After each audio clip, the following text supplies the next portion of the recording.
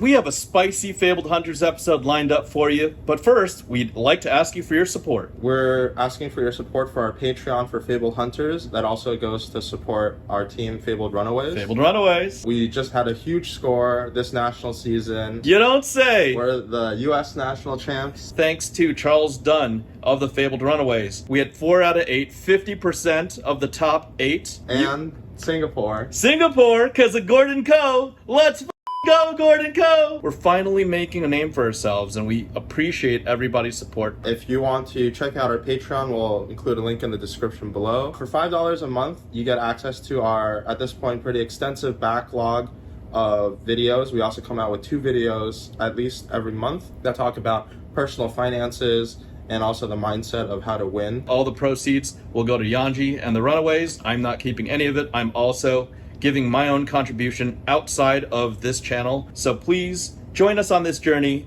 and let's go Runaways, everybody. All right. Welcome to Fabled Hunters. I'm Yuanji. I'm Saint. And today we're gonna open some stuff. Yes, a classic Fabled Hunters episode. It is our first opportunity to open up some HH/HVY heavy hitters, right? And what are we doing? 2 boxes? Yeah, we'll do 2 boxes now, 2 boxes Later? 2 boxes later.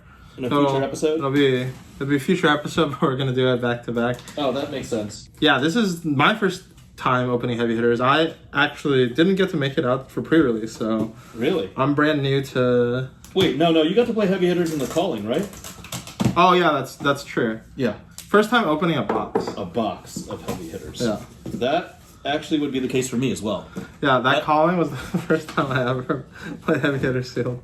I was supposed to open up a do a box opening of heavy hitters at the celebrational, but nobody expected me to do as well as I did. So yeah, why are they counting you up? Hey, that's because I'm just a collector. I'm just your friendly neighborhood collector. Yeah, they don't know you have the best team. Yes, we have the Runaways backing me up. So there we go, Fabled Runaways. Let's go Runaways, everybody! North American Flesh and Blood. All right, so you're dealing with the opening of the box. I've got the semi-rigids, or sleeves ready, semi-rigids ready. Yeah. Although I don't know what there is even. I mean, if we open cold foil. Yeah, we open a cold foil Kasai. Surely we put that in the semi-rigid. Of course. So we're doing this. Box is open. Hey, wait a minute. Are these are Japanese? These are Japanese printings? Uh-oh. Yeah. Uh-oh. So we do not have the paper packs. There's that unsaid thing about the Japanese printings that I guess we will leave unsaid for now. And I will just scowl. Oof. Left, right, Twix. Yeah. You're welcome to take things off. Let's go. I'll do the opening because I know Japanese cards are rough. Our Japanese packs are rough to open. Yep. All right. This is our runaway spoiler card, Agile Engagement. It is. Okay. So let's get 5 commons, class commons, and some stuff. Saint, you want to talk about your time at the celebration? Yeah, this is a cutoff right there. Celebrational. Ooh, this is a nice. Oh yeah. First majestic Sen packing. And I got a foil Bonebreaker Bellow. Bonebreaker Bellow. Okay. You want to talk about your first experience playing with the heavy hitters cards? Well, at first, I was just taken aback that I needed to play as much Flesh and Blood that I was asked to play. But then I just followed instructions from the Runaways, and I played my heart out. That's what I remember about heavy hitters. I do remember that it was an amazing set. Oh, that's pretty cool. You've got the little tokens over there. It was an amazing set. And, I mean, even the Precon decks, the Blitz decks, were really, really amazing. They're good value for the Blitz decks. Yeah. Are you getting in camera? Yep, you are. Right at the bottom. He's hitting the rim right there. And it was, yep, those are the rares. Test of Might, 2 rares. Ooh, Cast Bones. I think we're encountering said. This foil is like valuable, right? This is a sleeve-worthy foil. Yeah, I think last I checked, they were like $40 or something. $40 foil. Awesome. Awesome. Yeah, I started with the Blitz decks from what I remember, and I didn't know what I was doing, but it just was so intuitive. It was like riding a bike, and it was like, oh, play Victor Smash. play Olympia Pump, you know? Play KO. KO just wrecks everything. And that was my first experience. I got to play the 3, different heroes. Yeah. 3 different heroes from 3 different classes, and it was a hell of a time. And I would love to do it again. And I did do it again. I did it again in Queenstown at the Calling. And then I played the Rabble events. Yeah. And then I even played, just for fun. It was just so amazing just to play this game again. What do you think of... I don't think we'd talked about this on any content yet, but what do you think about them doing promos? Oh, we got a expansion slot card. Really? Dissolve Reality. Yeah. Awesome. Oh, that's cool. Where we have the Rabble events that are pretty limited, I would say. I think it's just Queenstown. Oh, we're gonna do this first. Is it a Kasai? Is it a Kasai? What? Let's go! Let's go! We were just talking about this. All right. Okay. Hold on. She gets it. Kasai can always get it. Oh man, wow! It's a young one, right? Yeah. But that's a spicy card. Wow, that's beautiful. She's a beaut. She ain't fully grown, but she could get the semi-rigid. She could get fully rigid. Damn, my God, Kasai, you are gorgeous. Yes, there we go. Does that mean we sell the rest of the case now? No, what? No, I'm just saying. Isn't that what they're saying Sell. on the interwebs that you don't open up the rest? Of course. Yes. Oh, starting stake. That's just a regular foil. Oh, that's still so cool. Look at that. We'll make room right in the middle. Kasai Marvel. That's the hit of the set, isn't it? Yes. Where was I? I just saw the shiny, beautiful card, and I forgot about everything else. I was saying that the Ravenous Rabble, the Rabble events. It's pretty limited. I think just in Queenstown, Hartford, Liverpool. They were going up to $150 a card, a promo. Take it in the chin. Oh, and I heard that they're not gonna have them maybe after LA. So Pro Tour LA is the last chance, something like that. I think so. Okay. What do you think of them doing these kind of limited run promos for super playable cards? Well, I would say that it's a different art. I would say it's a promo. I would say that is their intellectual property, and of course it's their game. They can do whatever they want. Well, I just mean do you want to pick up a set for yourself? I did pick up a set while in Queenstown. So it's So you of course like I did. Cards. Yes, they're great, and the Rabble looks a little provocative, and at the same time it also looks a creepy cultist lady. Creepy a little bit. But it's just very collectible and very cool to have. So I collected a couple. Yeah, I think it's really cool that they're making promos for these really playable cards. Mm-hmm. I know we've had a couple of Battle Hardens where the Battle Harden promo is some kind of random rare. Yeah. And I think this time one of them is Runner and the other one is not Blood on Our Hands, Raisin Army. Okay. And I'm really loving the fact that they're making promos for these pretty playable cards that gives people a real reward for attending the events. Yeah, it makes sense. It makes more sense for you to book a flight or take a long drive down for a weekend. You play the events in person. You get to have a great time, and then you get to go home with some swag that's worth a decent amount. Yeah, the Rabbles were selling for $100 to $150 at the time. I think Queenstown was the first opportunity to get the Rabbles. Yeah, right? at the Hartford one, I think they were around 70 to 80. 70 to 80. Okay. Half-life of, cool cards. I believe that. 70 to 80 makes sense. And do you think they'll eventually go down even further? I think they're actually going to go up. Okay. Because of how limited the run is. And, of course, LSS can always, reprint the promos in, let's say if they wanted to re-release them in, as an armory kit or something. Test of strength. Don't put this in your arsenal. I learned the hard way. Yeah? You know how, they might, do it for, an armory kit or something in the future? Sure. Like they did with, the throwback, what's it called? You know how they had the throwback armory where you could get like some old like armory promos. Like I wouldn't be surprised if they did like some other way in the future where you can acquire these cards, but ultimately they're like pretty low run. And I don't know, they're just like pretty cool, I think, for anybody to really get. We got a Tenacity. This card's pretty sick, although I have a video where I played Fi. This is only released on like to Runaways Discord. Let's go Runaways, everybody. Premium members. Oh, premium. Okay. But I attacked somebody. Okay, I'm playing Fi. Yep. I attacked a Victor with a Tenacity that had 8 power, and then I snapped it, and then I attacked him with a Tenacity that had 10 power. What do you mean you snapped? Oh, because you blocked with 2 cards? Yeah, and then I snapped it, and then I attacked with another Tenacity that has 10 power, and then I lost that game. Really? Yeah. How do you lose having such a lead? No, that's the problem. I don't have a lead. Victor is just like super strong into Super Fi. strong? Into Really? Fi. Into Fi. Down but not out. Is this card going to see play? Do you think it's going to see competitive play? I just saw the card for the first time.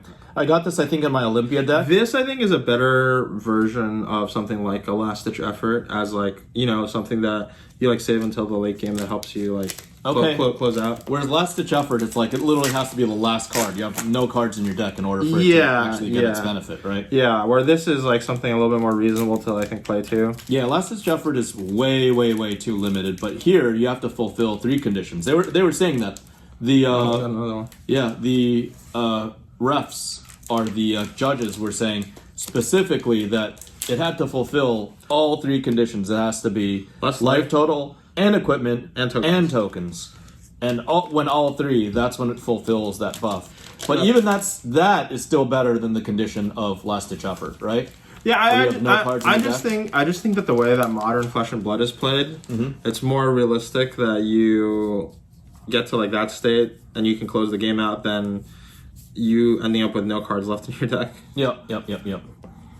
I see an M. Rawhide Rumble. Ooh, Ripple Away. I don't know what the use of this card was. I read it again and again and again and again. Yeah. And so I think a card like this is if they ever make like like some action cards that make tokens. Okay.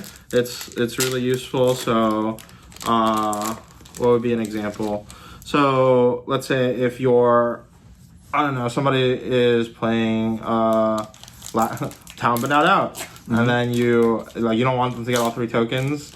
I believe if you so you cancel discard a down but boy, not out, and you get to lose all 3 tokens. Ooh, you got a Sonata Galaxia. I think this card's pretty good for the Rin set. Oh yeah, yeah.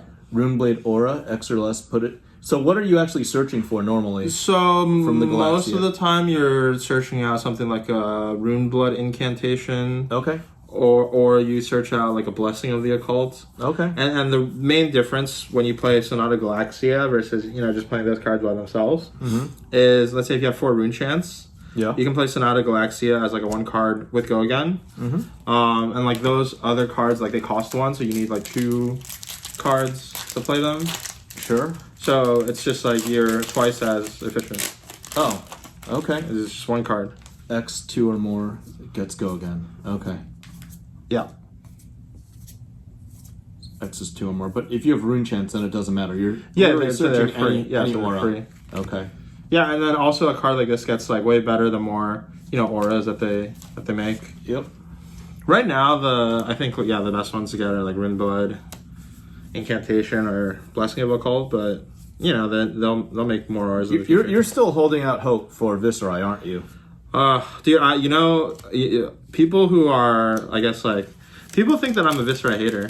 What are you talking about? You won your first calling with Viserai. Every Runaways tier list that we make, I always make sure to put Viserai at the very bottom. Oh yeah? Because I know like what good Viserai looks like, and Viserai is not good. So at least not now. Yeah, not right now. So I'm like, not until you can do Sonata and Bloodsheath Skeleton again, right? Yeah. Well, I don't think that's ever gonna happen in Classic Constructed, but. That being said, Isn't that allowed in Living Legend? It is. And, now that they've restricted Warmonger's diplomacy, I think Viserai is maybe worth a second look in Living Legend. Living Legend. Okay. Hardy block. Oh, what is this? Runner. Ooh, this card I think is really good. Create an agility token if it has Go Again. Yeah.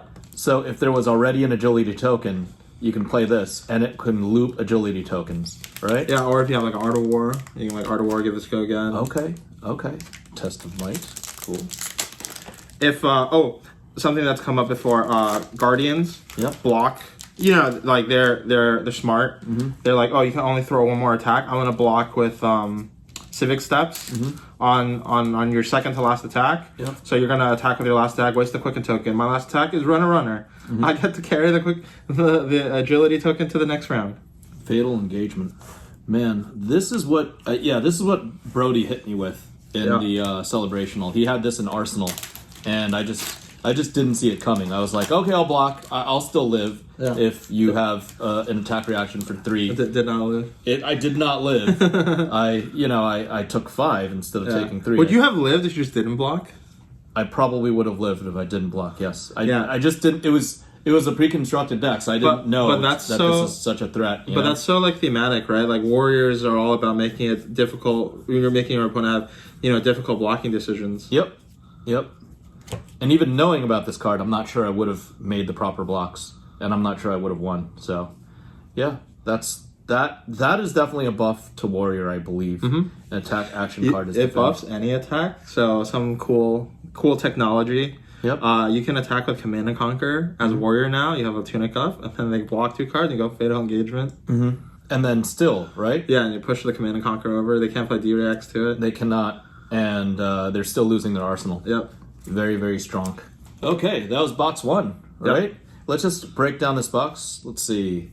We have our 6 Majestics, right? Yeah, all pretty good Majestics. We got a foil. Really, really good Rainbow Foil Majestic, right? We've got a regular other foils, and this is the big hit. Huge. Yeah. I think this box is like pays for the whole case. You think so? I think so. It should, especially with the Kasai, right? Yeah. So, yeah, let's go box 2. Hard to follow that up. Yeah, it is hard to follow that up.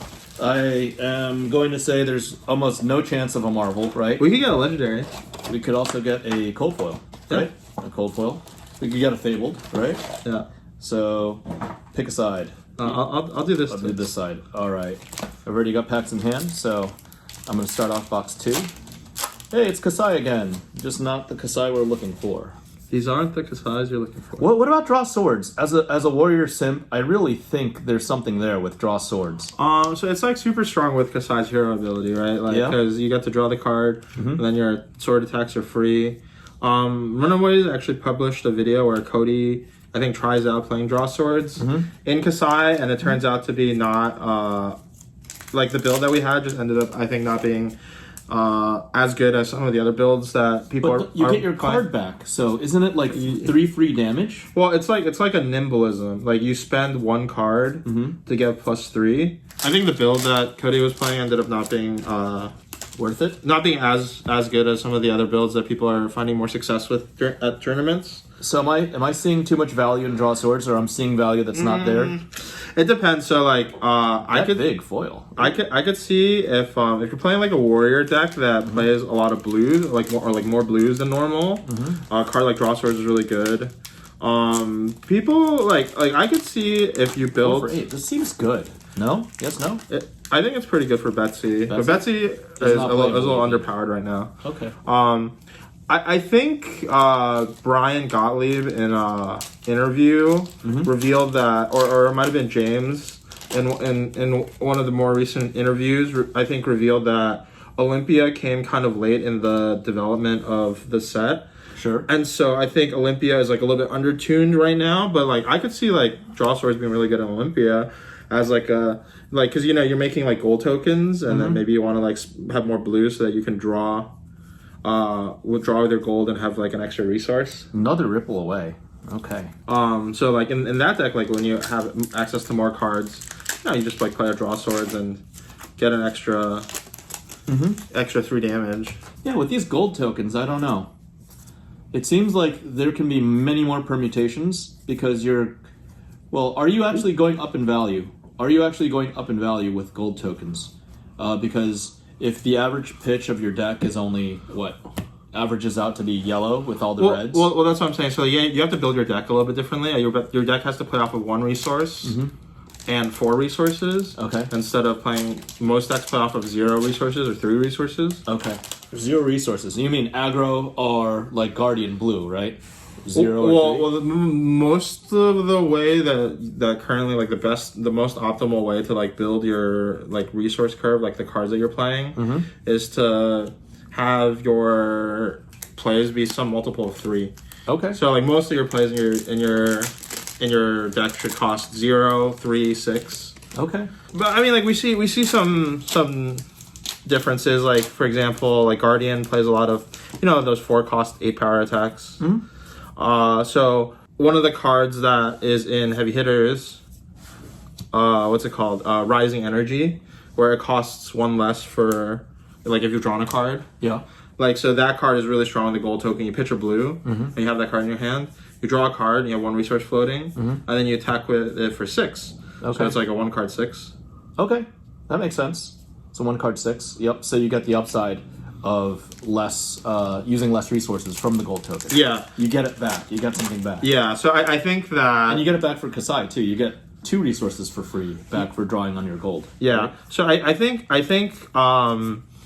having access to more gold tokens is gonna kind of change the way that people build their decks, and is gonna be challenging to kind of get used to. Oh, they got a cold foil. Oh, really? Yeah, it's flat trackers.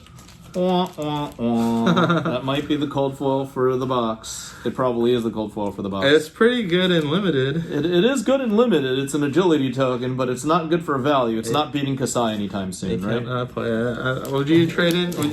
Would you? Oh, here's an interesting question. Yeah. Would you ever see yourself playing flat trackers over Snapdragon Scalers? Never. I don't think so. Snapdragon Scalers is just super strong, and you get it right there. Flat trackers, you use it first. First, it's got Battle Warning. You use it first, and then you get the benefit later. Sorry. It is Blade Break, meaning it just goes. You got to use it first. You got to use it then and there, and you might not live to see the benefits. Versus Snapdragon Scalers, you get that on demand, right? Yeah, I guess the other thing is that like with flat trackers, you get a little bit more flexibility. So it can also be like a block when you don't need the action point. Yeah. Whereas Snapdragon Scaler is like you never. But you need it right then and there. You get it. That's the most valuable application of it to get your extra action point when you need it, right? I'm sure. Well, you asked me would I ever. I don't see a world where that is ever the case. Reinforce. Oh, I see a Majestic over the top. Oh, it's the Evo arm. Oh, Evo Magneto. Whoa, it's cold foil. It's a cold foil Evo Majestic. Evo Did Magneto. Heavy hitters 248. Wow. Yeah, it's an expansion slot. But it's a expansion slot cold foil. Yeah. Was this known already, or I I think so. That's kind of cool. A cold foil Evo Magneto. Okay, so that makes up for the shit cold foil, I guess, right? Yeah. Okay. Well, extra value. You get a little double cold foil. Yeah, unexpected value, double cold foil box. This is turning out to be a good opening because I'm free rolling everything else after I believe the Kasai, right? Yeah. And this Kasai is already different from the copper token Kasai, right? Yeah, I think one of the things that people are kind of like dealing with, I heard that this token is rarer than the other tokens, but I'm not sure. Really? Yeah. Okay.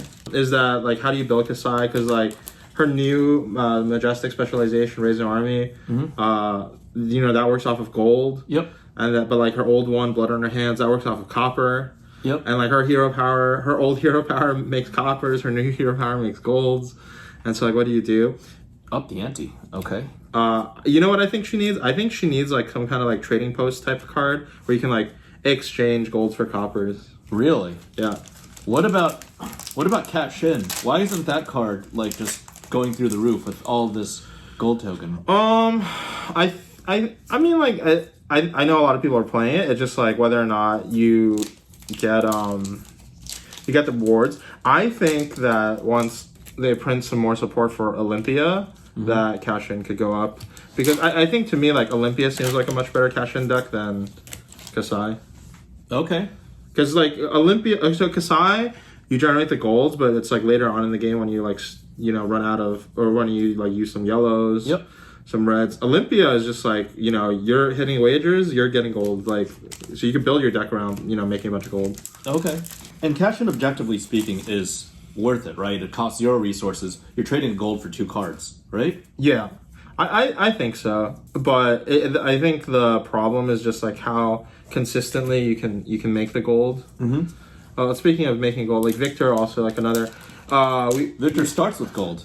Yeah, with the but golden glare. yeah, but we I think most of the Victor builds are, you know, focused more around being defensive right now, because like a lot of people see that his strength is in like making block cards. Okay. But you know, if they make like if they print support for like to fight, like an aggro Victor, you know, maybe you run cash in that deck.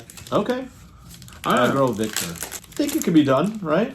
Yeah, I have a feeling, and this is only because they said that they were gonna print some support for Olympia pretty soon. I have a feeling that they're gonna print some more like things that you can spend gold on. Oh, we got a dissolve reality. We got a foil majestic expansion slot card. Creates a ponder token. Okay. These are pretty cool too. It's a little awkward to play like in Dromai, but you know, if you're playing in Prism, it's a yellow. It blocks 3, and then you get to like kind of null both players' arsenals. Arsenal creates a what's a ponder token again? Ponder token, you draw a card at the end of your turn. But you can still arsenal that card, right? Yeah, you can arsenal that card. Okay. So you get to like switch your arsenal, and then you get to like get rid of their arsenal for that turn. Oh, really? Yeah. Okay. But you're wasting a card doing that. It doesn't seem very efficient, right? So it depends. Like sometimes you get to like if they're planning their turn, like their blocks around using their arsenal card, you can kind of gank them there. Okay. So there's some room to be a little bit tricky. Seems rather complicated and doesn't seem like a good deal overall. Yeah, Still. saying he just wants a good deal. I just want a good deal. I always want a good deal. You're not getting really that much value. It seems like very niche interaction and not much general value. Engage Swiftblade. See, this seems like it's good value because it potentially gets you go again. Because it's like a block. Oh no, it's an action though, right? Yeah. It's not a defense reaction. Yeah. It'd be really good if it was a defense reaction. The one that the rare, I think it's called Take It on the Chin, that makes agility token. It blocks 2. That card's pretty like super strong, I think. Pretty solid. Yeah. Especially in Warrior, I think, because Warrior gets to convert the action point into more damage than the other classes. So I think we end with a couple dollar rare or couple dollar majestic, right? Yeah. Adult heroes are a little more valuable. Don't know why I sleeved that, but to close out, what do we have? We had 6 majestics in the beginning, so here are the original 6. We ended with Runner. Is that correct? Yeah, I think so. Yeah, we ended with Runner. Here are 1, 2, 3, 4, 5 majestics. We've got 6, including the Evo Magneto, but that's a cold foil. Yeah. So I'm already skipping ahead. We had 2 cold foils, one the flat trackers and one the majestic Evo Magneto. It's a cool presentation. It looks literally like a Bright Lights card, but it's in heavy hitters. Yeah, and then we got some foil majestic. We got extra value here. The Betsy Bet Big, as well as the Illusionist Majestic Dissolve Reality. And of course, the big winner out of these 2 boxes is still the Kasai, because we're probably not seeing her or any of her colleagues in the other 2 boxes of the case. So yeah, that was our first opening for heavy hitter season, right? Yeah, I think we got a grade. We have the categories. Playability of the set. I think that's for me like a 5 out of 5 easily. Yeah, I give it a 5 out of 5. Okay, playability. Yeah. What else was there? The art. The art. I mean, she's really sexy, but I wouldn't give it a 5. I'd give the art like a 4.5 out of 5. I give the art like a 4. I don't know. Deathmatch doesn't really do it for me. Okay. I like either things that look like really cool, less like gritty, but more like kind of like cool looking cards. I like the gore and the blood. I don't like the lack of colors, right? Yeah. So, yeah. It's to each their own taste, right? 4 for me. 4. How about collectability? Collectability. This is I've said this in other content. This is a return to form in collectability. Yeah. This is one of the sexiest marvels I've ever seen. Some people say that the angels are sexy, but these heroes, especially the Kasai ones, are really, really beautiful. And putting a hero in Marvel, making the hero the chase, is probably the best idea. The Majestics, there's a lot of playability in the Majestics. There's a lot of value in the Majestics. So I'm going back to a 5 out of 5 with collectability on this set. I give collectability also 5 out of 5. I think they hit the right balance of making, the chase cards are rare, but they're exciting when you hit them. Yeah. And I think they did a really good job. And then we have opening experience. Opening experience. Well, I'm gonna put the disclaimer that we have to be objective. You're not gonna open up a Kasai Marvel every single time. Yeah. But you're still getting that normal-ish feel, except I think there's a little extra value from the expansion slot. Yeah. It's not perfect, but I'll give it a 4.5 out of 5, I'd say. I think opening experience it depends like what you're looking for, but one of the nice things that I like about opening heavy hitters, about opening these 2 boxes compared to opening maybe some of the other sets like Outsiders, Dust Till Dawn, Bright Lights, whatever, is that I felt multiple Majestics that we open were like, hey, like this Majestic is a good Majestic. It can like go into decks. It's like worth putting in the binder, the trade binder, like whatever. So I think for that reason, I'm gonna give the opening experience for me a 4.5. 4.5? Yeah. Does that put us? We're both at 4.5. We're off by 0.5 on the art. Yeah. Correct. Yeah. Okay. And what's the last factor? There's like the X factor, like fun and everything else. Yeah. Overall. Yeah. Right. Overall, I'm not going to say the set is perfect, but it's better than Uprising was for sure. It's probably, in my opinion, the best set next to Welcome to Wraith Alpha. It's not perfection, but I'll still give it a 4.5, which is a very strong grade out of 5. I am actually going to give this set a 4 on X Factor. Okay. I think it's not anything. It's not like whoa, like there, but I think it's like very solid. Okay. Like they did everything well, okay. And I honestly like prefer that than like obviously as a company you gotta like take risks sometimes, but sometimes you gotta just like execute well, and I think Heavy Hitters is like just like executed very well. Oh, I agree that it's executed very well as well, and this is, I can't sing enough praises about this. Originally I gave it an 8.5 out of 10 as the floor. Now I'm giving it at least a 9.0 out of 10.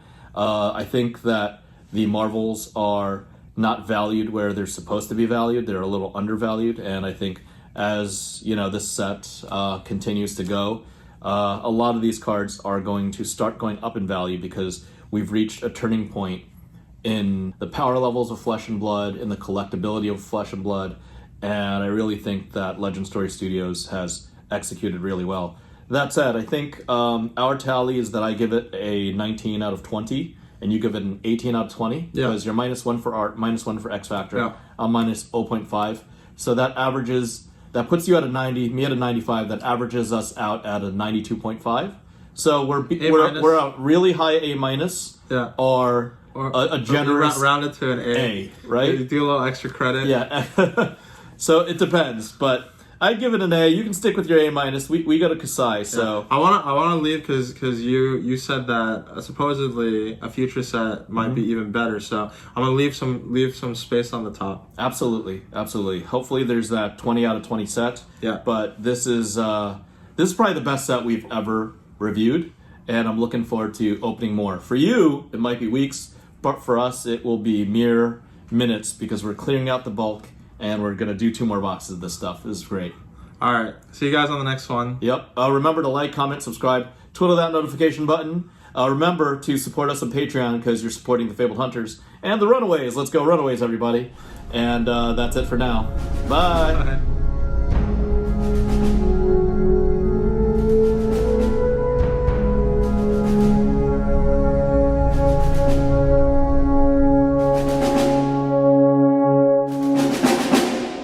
Here's the other hot tub. All right. Dinner with the Boss Boys. Yeah. Heck yeah. Heck yeah. Queenstown, here we go. Oh, look at that Wagyu steak. Beautiful.